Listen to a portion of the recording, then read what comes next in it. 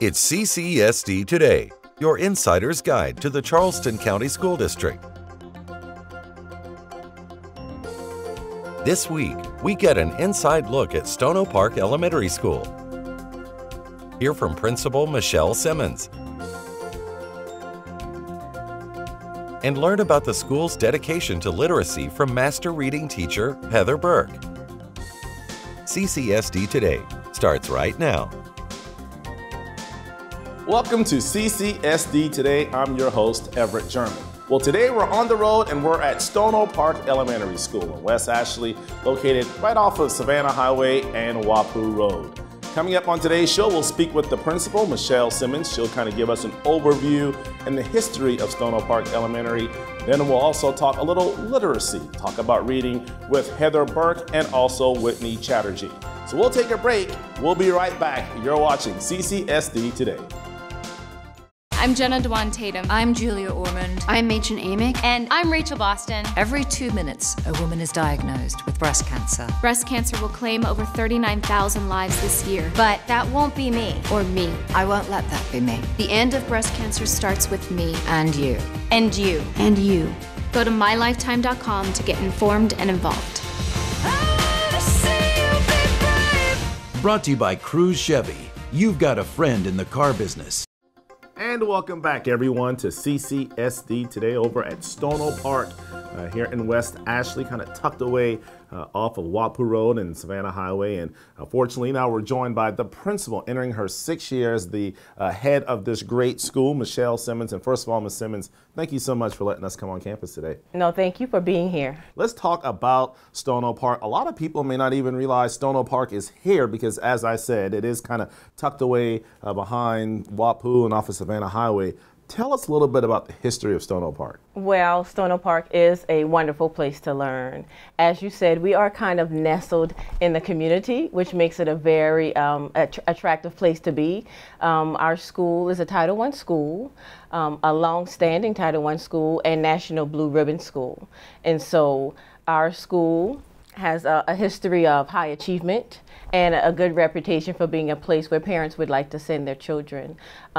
As you stated earlier, I'm in my 6th year at Stono Park, and I couldn't be more pleased with the progress and the improvements, the overall achievement of the school. We serve child development through 5th graders. We have a pretty diverse population.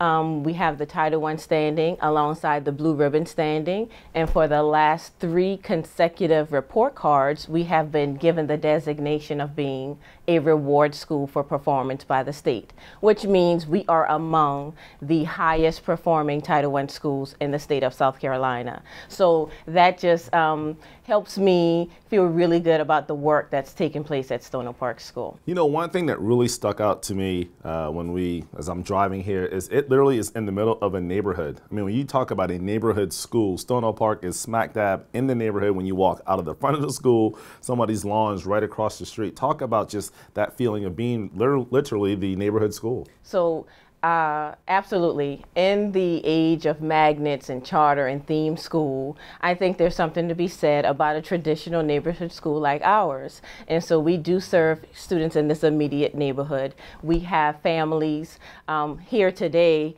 whose children are now here, and so we have a history with our families. They get to know us really well. I get to know the families really well, and there's a relationship and a trust factor that you might not see in a huge school, but this little small neighborhood school provides that that closeness, that close-knit community where everyone takes care of everyone. And that's one of the pluses about Stono Park that I'm always excited about. When you look at some of the other elementary schools that we visited on CCSD today, those with 600, 700, 800, or 600, 700 students, yours a little under 400. I guess that makes it very easy for you to build that relationship and that rapport with your students and their families. It does. I have teachers here who have been here 20 plus years. So you can imagine that our families get to know us very well.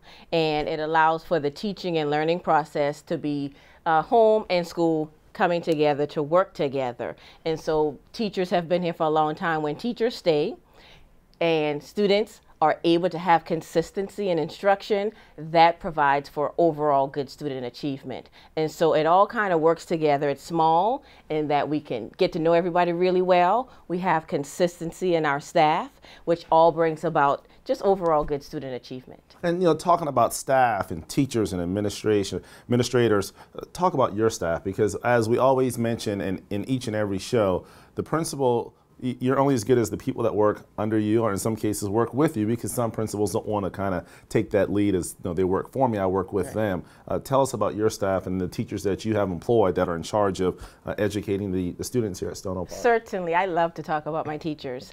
I understand that one of my most important responsibilities is the hiring of teachers. And so I'm very intentional and deliberate about recruiting, hiring, and retaining master teachers. I have over a dozen teachers on staff with national board certification, and that's above and beyond the typical certification that a classroom teacher would need. And that just speaks to internal motivation. My teachers are internally motivated to be lifelong learners, to continue to grow and develop and improve their skills. And so I'm just a solid believer that, as you said, you're only as good as the people who are working in and around you. And so I owe or the school is indebted to the masterful teachers at this school, because we wouldn't be who we are without the dedicated staff on board. And so I feel really good about the talent on board. We have a good handle on our instructional plan. We have a good handle on maintaining a climate that's conducive to learning, and really making sure that boys and girls have every day what they need to be successful. I got to tell you, here, Ms. Simmons, we've done a lot of elementary schools, some in East Cooper, James Island, North Charleston, West Ashley, and I go into essentially these Taj Mahals. I mean, these schools are very nice, a lot nicer, obviously, when I was in elementary school over at, Mount Pleasant Academy. However, your school, still one of the ones that kind of seems to remain as is and has been for the past couple of years.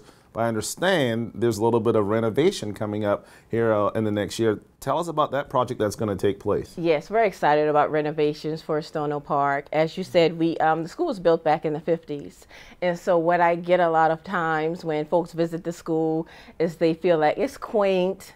The building has character, but we do look forward to modernization and the updating of the facilities. And so next summer we are due to get renovations. We're in the beginning stages, but we're looking forward to perhaps a renovated media center, maybe an addition to the facility, improvements in the cafeteria, to our HVAC systems, and just an overall upgrade of the facility will be tremendous to add to the work. We already do good work, but a facility that kind of goes hand in hand with that good work would be tremendous for us. Well, that makes sense. Now, I know there's a lot of parents that are watching this, maybe some in the community that only know you as the principal. But let's find out about you, just the person, when you're not being the principal. Well, what do you like to do in your spare time? Well, I'm a mom.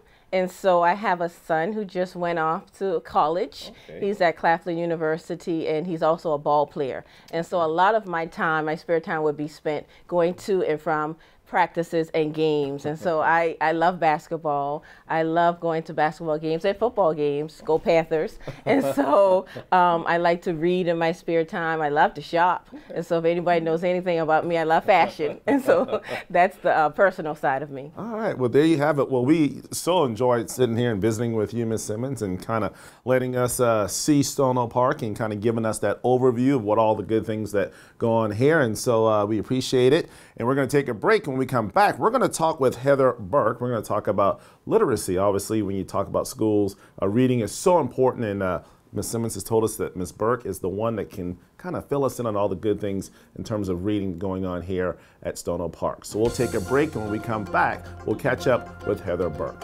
You're watching CCSD Today. We'll be right back.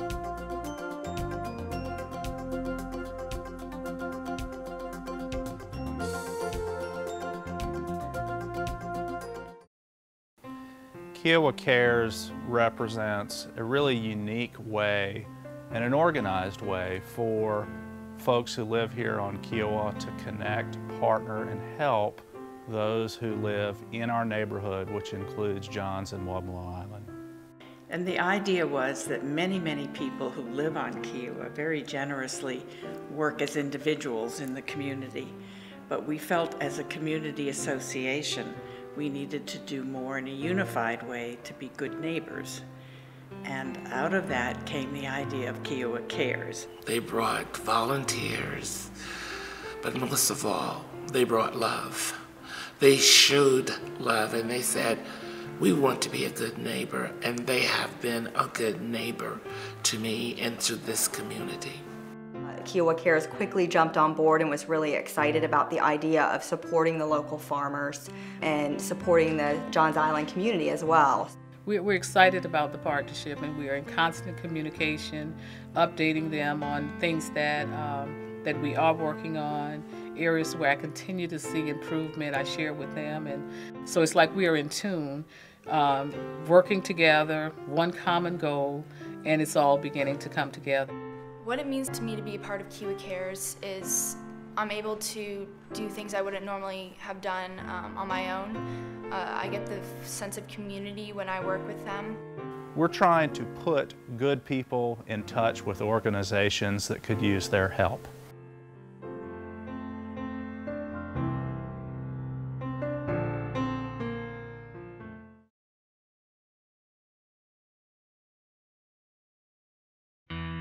The law firm of Young Clement Rivers has been serving the Charleston Low Country since 1968. All of the lawyers of Young Clement Rivers are proud to be partners with the Charleston County School District. We're convinced that the hard work of the school district employees and staff prepares our young people to face the challenges of the future. We look forward to continuing our partnership and in helping the school district to meet its standard of excellence.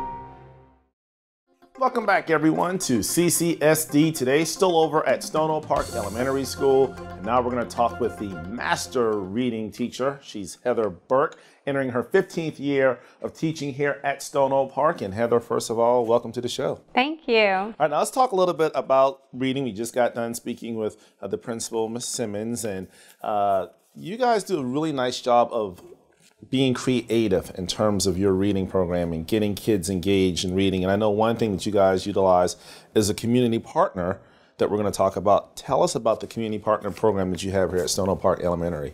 Sure. We have a great long-standing relationship with Seacoast Church. And about 4 years ago, we developed our reading volunteer program, helping our readers. So what we do is the volunteers come in about once a week and read with a second grade student at the end of the day during deer time, which is their silent reading time. So the program was really created for two purposes. First of all, our district, state, and school goals are to increase literacy. And then also, we know that the more a child reads, the better reader they're going to become.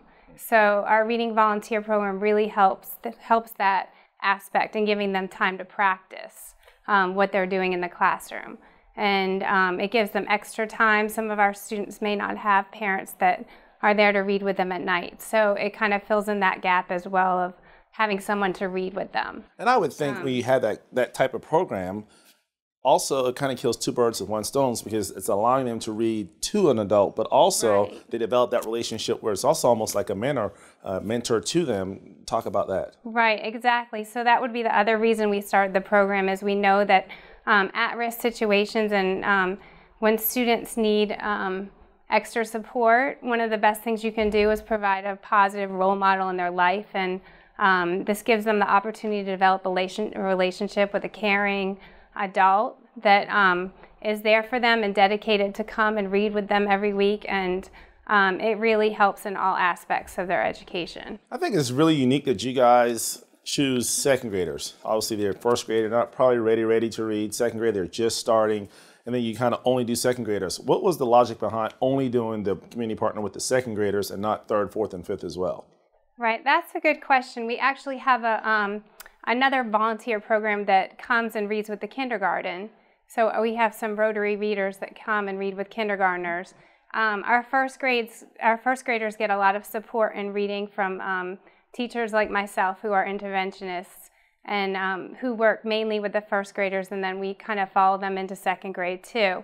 But our second graders, it's kind of, they need the support.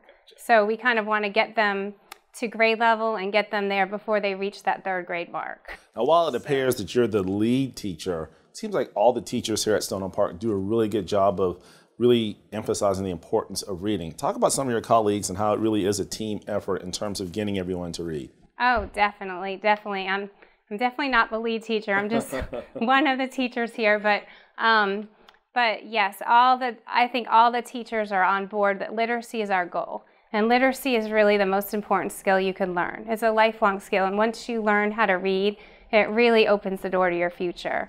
And it provides you the knowledge and just that important skill that's going to take you where you want to go. Once you know how to read, and once you see when a student knows how to read, they develop confidence, and they're able to perform and do better in all subject areas in their life. So I think we're all kind of on board with that literacy is really important here at Stono Park. Now, at you being here for your 15th year, you've seen, obviously, classes go through. Talk about the sense of pride that you take when you see somebody as a second grader, and then that time when they're leaving you as a fifth grader, and the improvement that they've made as a reader.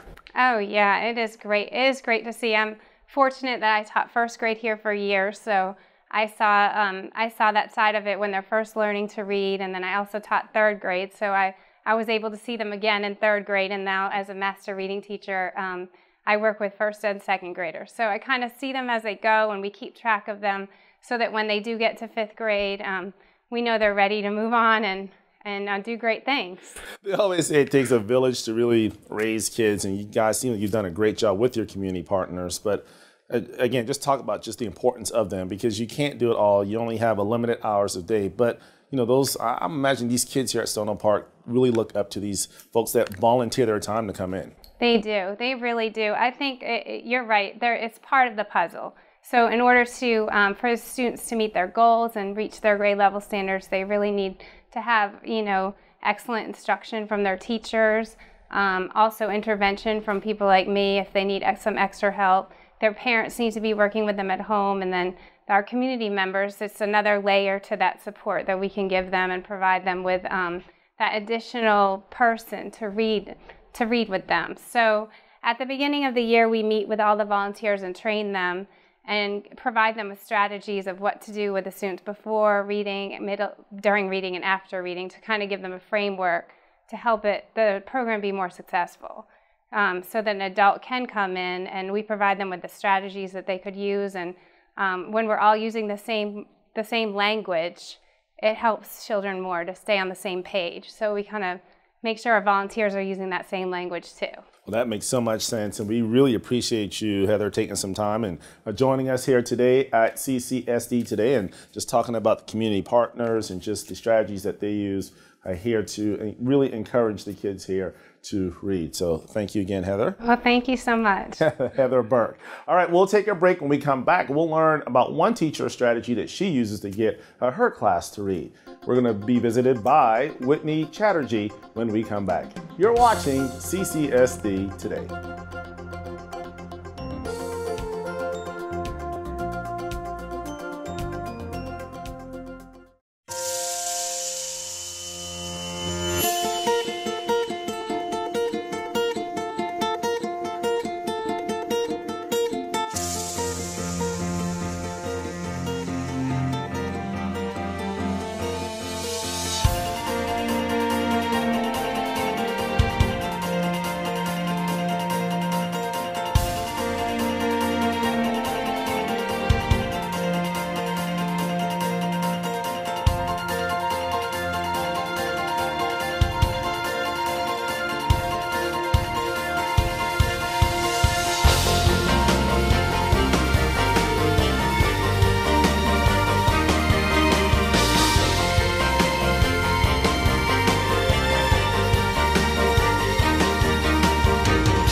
kids learn it at their own pace, to remediate on their own, see their own results, celebrate their successes right there. I think it's easier for me to do things like online, like it captures my attention better than like doing it in books. It's just made it easy. It is, you know, it's made it easy, and the kids like it. There are a lot of pictures. Sometimes it can be really funny, and some stories are make-believe. I would never have believed that we would be a school that would be fully, you know, implementing technology in every classroom. So we did it, and it's due to McGraw-Hill.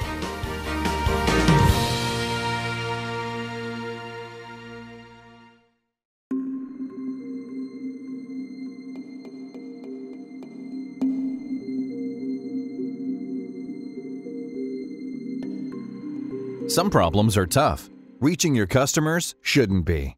Blue Wave and Comcast have the creative edge to make you stand out from the crowd and connect with your customers. Whether you need a commercial for television, video for your website, or a custom-made website, we are the easy solution for every advertising problem. I'm Jenna Dewan Tatum. I'm Julia Ormond. I'm Machen Amick. And I'm Rachel Boston. Every 2 minutes, a woman is diagnosed with breast cancer. Breast cancer will claim over 39,000 lives this year, but that won't be me or me. I won't let that be me. The end of breast cancer starts with me. And you. And you. And you. Go to mylifetime.com to get informed and involved. Brought to you by Cruise Subaru of Charleston. You've got a friend in the car business. And welcome back, everyone, to CCSD today at Stono Park in West Ashley. We just got done speaking with Heather Burke talking about literacy, and we're going to continue talking literacy with probably one of the reading experts, I would have to say, here at Stono Park. We're with Whitney Chatterjee. She's a 4th grade teacher, but also you've kind of been pegged as the teacher that has a unique way of helping literacy and helping the kids here at Stono Park read. So first of all, welcome to the show. Thank you. Thanks for having me. Nice and easy. We're just going to talk about reading. Simple, something that you know about. So first of all, your first year here at Stono Park, and really your first year working for Charleston County School District. Right. What brought you to Stono Park? Well, we were brought to Charleston just through my husband's career and came to Stono Park because I feel like I did my research and I really fell in love with the school. I love the community here, and Ms. Simmons is a wonderful principal, and so I kind of pursued being here. Now, reading, that's your specialty. You kind of help kids, obviously help kids with their reading. You have a very unique approach to it. Tell us about that approach and how you, get kids to get engaged and actually enjoy reading. Yeah, absolutely. Well, the beginning of my career was spent with emergent readers. So I taught 1st grade for 11 years. And having the opportunity to just study how kids learn to read gave me a chance to see the pitfalls and kind of the habits of a good reader. And I realized that a lot of teachers have resources and curriculum that are great, but when it translates over to young kids, something is lost. We have a lot of educational jargon. And so what I did was just pair strategies that are kind of abstract with a concrete object and create a reader's toolbox. And it has just things that kids can relate to and apply anytime they're reading, whether with me or independently. So for example, a paper clip is a tool that a good reader would use to attach what they already know to what they're reading about. And teachers would say we're activating prior knowledge, but for a 4th grader, if they just have that paper clip in their hand, they kind of can apply that more easily than if someone says activate your prior knowledge. Interesting. So as you can see, definitely a different approach. And as with any type of learning or class, there's different levels. So how do you kind of, cater to each kid to make sure they're getting what they need, considering that some may be at a higher level than others? Sure. And what's great is that literature spans all abilities and levels, so definitely choosing literature wisely is important. But the great thing about the tools is that no matter what depth a child can apply it, they can use it and they can feel ownership of being able to use that strategy, and to whatever degree they can use it. So with some of my students, I expect them to be making really deep connections, and with some, it might be a surface level connection. And they're both able to use the same tool, which is great. I guess based on how your teaching strategy and teaching method, it is very important to get to know that kid. And with having only 300 plus students in the school, probably a lot easier for you than if you were in a somewhat bigger elementary school. Absolutely, yes. Class size is a huge factor, and yeah, building relationships with kids and kind of getting into their minds and how they're thinking and learning is really important. Now, this is your first year here at Stono Park, but you've taught before. Right. In terms of success, what for you would be a success for a kid based on where they started at the beginning of the school year as way to the end? Yeah, so fortunately we have a lot of data points now. There are a lot of assessments that we can do. And just looking at that individual student's progress is the important thing. And it's great to see by the end of the year, especially when I have small groups and they're reading with me, to see them pulling out their tools and applying them and showing me connections and things they have in their picture frame and lots of different techniques that they've learned throughout the year and really applying them well to being able to comprehend what they're reading. So of all the subjects, math and English and obviously reading, with the emergence of iPads, technology as opposed to the old school, the old textbooks. Right. In favor of iPad, like to still the old textbook. What's your teaching preference when you're trying to help these kids become better readers? Well, I think iPads and things like that have a lot to offer, and there is a lot that kids can do independently and still get feedback. But I'm definitely a little old school. I love the picture books. I love the chapter books where they actually hold it in their hands. They can actually follow with their finger. So I'm a little old school on that one. Well, that is outstanding. And if you are a student, obviously, here at Stono Park and in the 4th grade, obviously you have a chance to deal with Ms. Chatterjee. And we just thank you for, shedding some light to us in terms of reading. As we know, a lot of people read differently, some more advanced, some not as much. And some people like to read, some people don't. But it sounds like so far you've done a great job kind of getting all the kids somewhat on the same page. So congratulations, keep up the good work. Thank you so much. All right, that's Whitney Chatterjee, first-year teacher here at Stono Park, joining us here on CCSD today to just talk about reading and how she applies it and uses just a different strategy to make it work for all the kids here at Stono Park. So we're going to take our final break. When we come back, we'll wrap it up here from Stono Park Elementary over in West Ashley. You're watching CCSD today. We'll be right back. I'm Jenna Dewan Tatum. I'm Julia Ormond. I'm Machen Amick. And I'm Rachel Boston. Every 2 minutes, a woman is diagnosed with breast cancer. Breast cancer will claim over 39,000 lives this year, but that won't be me or me. I won't let that be me. The end of breast cancer starts with me. And you. And you. And you. Go to mylifetime.com to get informed and involved. Locally sponsored by Ford. Ford is in the race for the cure. The law firm of Young Clement Rivers has been serving the Charleston Low Country since 1968. All of the lawyers of Young Clement Rivers are proud to be partners with the Charleston County School District. We're convinced that the hard work of the school district employees and staff prepares our young people to face the challenges of the future. We look forward to continuing our partnership and in helping the school district to meet its standard of excellence. Here's a question for you. What does this look like? It may look like a blank screen, but it's really an opportunity for you to reach your customers. With a great television commercial, video for your website, or website design, Comcast and Blue Wave Productions can create the right message to get you noticed. Call today and take the opportunity to make your business stand out from the crowd. And welcome back, everyone, to CCSD Today. Well, we hope you enjoyed our visit over at Stono Park Elementary School, located in West Ashley. And a special thank you to the principal, Michele Simmons, for giving us an overview and a history lesson on Stono Park. And also a special thank you to the teachers that joined us, that being Heather Burke and Whitney Chatterjee.